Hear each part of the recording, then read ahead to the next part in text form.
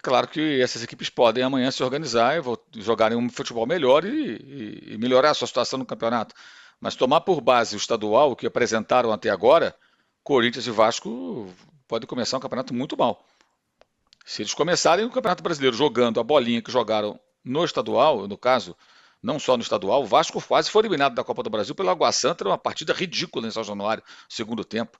Aí escapou com um gol milagroso lá do Piton e levou nos pênaltis, né? E o Corinthians, a gente viu a estreia agora contra o Racing do Uruguai na Sul-Americana, que horror. E fora o Campeonato Paulista, da maneira como foi eliminado precocemente. Se esses dois mantiverem esse nível de atuações, começam o campeonato brigando nas últimas posições. Agora, claro, se começarem a jogar melhor e tudo, melhora a situação. Né? Eu estou tomando como base o que eles apresentaram, que foi muito pouco. Muito pouco. E o Corinthians tem contratações, investimentos, mesmo com dívida, sem dinheiro, aquela coisa toda. Né? O tal do Igor Coronado vai custar, segundo o próprio clube, 2 milhões por mês, 5 milhões de dólares no Garro, o mesmo valor pelo Pedro Raul. Vários jogadores custando um bom dinheiro. Não é jogador que chega emprestado só pelo salário, não. Jogador com multa rescisória. O Mateuzinho, 4 milhões. Olha só, o Mateuzinho agora é Matheus França. E por aí vai. Então tem investimento. E a SAF do Vasco também tem muito investimento, né? Muitas contratações. Tem até o Payet, que já foi uma estrela do West Ham na Premier League há algumas temporadas. Jogador do Olympique de Marseille e tal, seleção. E o cara tá lá no Vasco. E o Vasco se arrastou até agora na temporada. Então, se não melhorar rapidamente, eu acho que é uma conclusão óbvia. Ele começa o campeonato tropeçando. Agora, se apresentar o futebol melhor, conseguir... A grande questão é essa: começa o brasileiro, vai virar a chave, vai ter uma mudança de conduta, de comportamento. Houve algum período, houve um período de treinamento, quase sem jogos, né? Conseguiu melhorar alguma coisa, embora a gente não tenha visto isso no jogo do Corinthians pela Sul-Americana. Essa resposta só virá nas rodadas do Brasileirão, né? Tanto o Ramon Dias como o Antônio Oliveira lá. O que eles conseguiram fazer nesse período de uma, como chamam, intertemporada forçada, né? Depois de serem eliminados dos respectivos campeonatos. O Corinthians nem foi adiante, ficou pelo caminho. Ano passado caiu para o Ituano, nem em casa, agora ficou pelo caminho na fase de classificação. E o Vasco foi eliminado categoricamente pelo Nova Iguaçu, assim, não tomou conhecimento do Vasco. Se você é eliminado como foi pelo Nova Iguaçu, o que você pode esperar no Campeonato Brasileiro? Né? Não pode esperar coisa boa, a não ser, repito, que nesse período o Ramon Dias tenha organizado a equipe e volte a jogar num patamar técnico melhor do que aquele que foi apresentado. E o Cruzeiro, outro grandão que voltou de anos de Série B, demitiu ontem o Nicolás Larcamon, né? Quer dizer, não vai entrar na conta de demitidos do Campeonato Brasileiro ainda, porque não começou o campeonato, mas praticamente, né? Já vai começar o campeonato com o interino Cruzeiro. A SAF do Cruzeiro também gosta de mandar técnico embora, hein? Não são poucos, não. Ô Perrone, pegando esse gancho do Mauro, o Corinthians, para você, é um candidato a rebaixamento no Campeonato Brasileiro? Podemos considerar assim, principalmente por causa do jogo do Racing, né? Porque tem técnico que pega período de treino e o time melhora, tem técnico que pega período de treino e não acontece nada. Ainda não sei se a gente pode concluir que não acontece nada com o Antônio Oliveira, mas o primeiro jogo, depois do período de treinos e a eliminação do Paulistão, foi bem ruim. Hoje, o Corinthians joga em casa contra o Nacional do Paraguai, que perdeu para o Argentinos Júnior na primeira rodada, e precisa dar uma resposta. Assim, eu não diria que é um candidato, que o Corinthians é um candidato ao rebaixamento, mas eu concordo com o que o Mauro falou, colocaria, assim, junto com o Vasco e também com o Cruzeiro, numa zona de atenção. São times que precisam evoluir, senão vão ter sérias dificuldades durante o Brasileiro. O Antônio Oliveira, como você disse, treinou e não apresentou evolução nenhuma.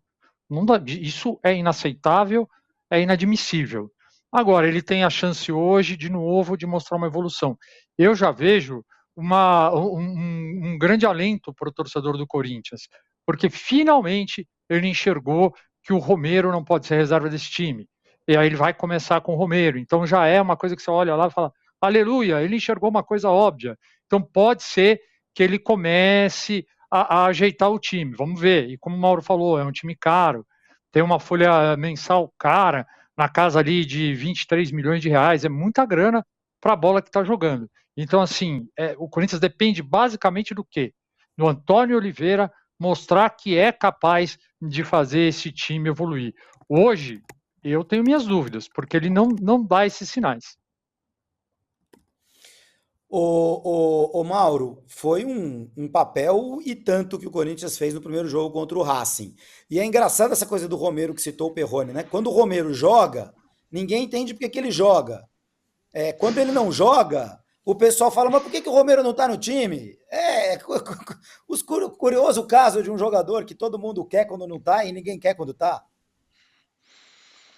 É porque o time, tecnicamente e coletivamente, há algum tempo deixa a desejar. Eu acho que o Romero, como é um jogador voluntarioso, conhece bem o clube, tem uma história no Corinthians, ele acaba se destacando. Né? Num time bagunçado, às vezes o cara que sozinho resolve por individualidade ou pelo próprio voluntarismo, né? Às vezes acaba se destacando. É parecido com era o Michael no final dele no Flamengo. O time do Flamengo era uma zona. O time do Flamengo do Renato, taticamente, era uma bagunça total. Era só individualidade. E era muita bola no Michael. Ele é rápido, fazia aquelas jogadinhas dele pela ponta e tal, decidia um jogo ou outro, e a torcida passou a adorar o cara.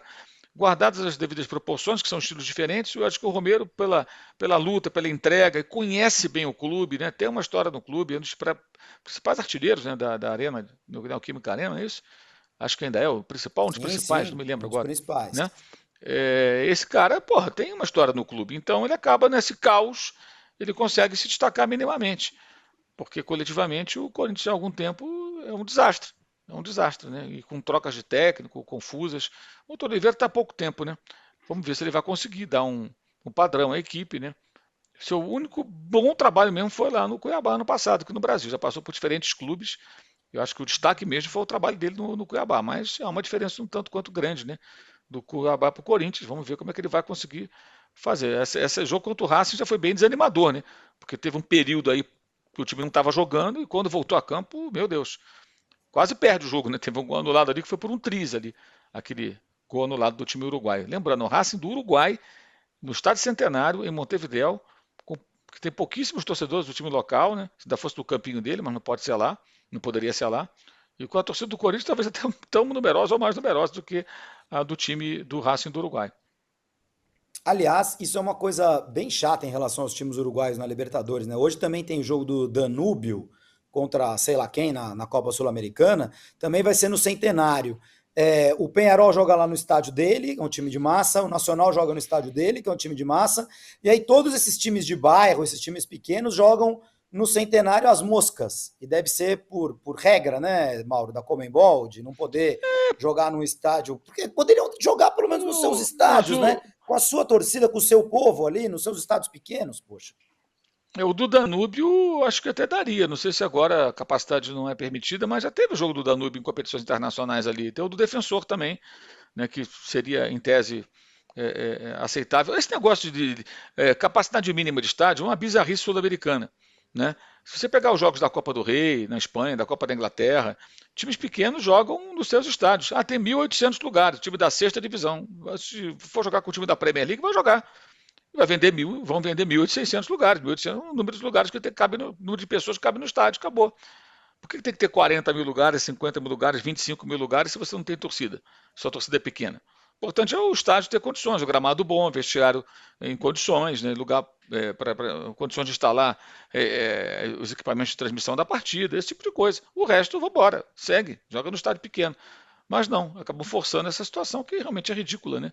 Eles poderiam pelo menos ter lá, tentar jogar num outro estádio que não fosse tão grande, mas eles vão para o Centenário, fica aquela coisa deserta, realmente é um tanto quanto melancólico, Feio, né? né? E eles têm seus estádios, né? O Liverpool também, no ano passado, o Liverpool do Uruguai foi campeão, né? Caiu na chave do Corinthians e jogava também no Centenário com pouquíssimos torcedores, porque não tem quase torcida, né? Ainda tem um pouquinho da Danúbio lá e o Defensor, depois do Nacional e do Peñarol. Mas, enfim. Acabaram até com o clássico no Centenário, Peñarol e Nacional. Agora cada um joga com torcida única no seu estádio. É uma praga esse negócio. É, é uma praga, é uma praga. E é triste, porque às vezes vai lá, mas no estádio deles também teria pouca gente, mas teria mais, e seriam os torcedores que de fato vão lá, acompanham, vivem aqueles clubes nos seus bairros, nas suas pequenas localidades. Perrone, pode ter algum tipo de pressão mais forte hoje na Neoquímica Arena para cima do Antônio Oliveira, ou de jogadores, ou de diretores, apesar de ser uma diretoria nova, se o Corinthians fizer um jogo pífio patético, como diria um comentarista amigo meu? Eu acho que sim. Eu acho que sim. A gente sabe que a postura ali das organizadas é sempre de apoiar durante os 90 minutos, mas depois cobrar. Então, eu acho que se o futebol, se não ganhar, com certeza teremos manifestações das organizadas já na arquibancada. E o restante do público lá do Corinthians, ele foi mudando, né? Ele está mudando. Então, era assim, a maioria seguia as organizadas e não se manifestava, por exemplo, no intervalo, né? E assim, de uma vaia, se o time jogou mal o primeiro tempo e tal. Acho que se aconteceu isso hoje, termina de repente perdendo, que eu acho improvável, no primeiro tempo a gente vai ter setores do estádio vaiando, eu acredito. E assim, se não vencer, eu posso apostar que a gente vai ter manifestação da torcida, principalmente das organizadas, e aí, assim, vamos ver como é que isso vai, se acontecer, vai bater no ambiente interno do clube.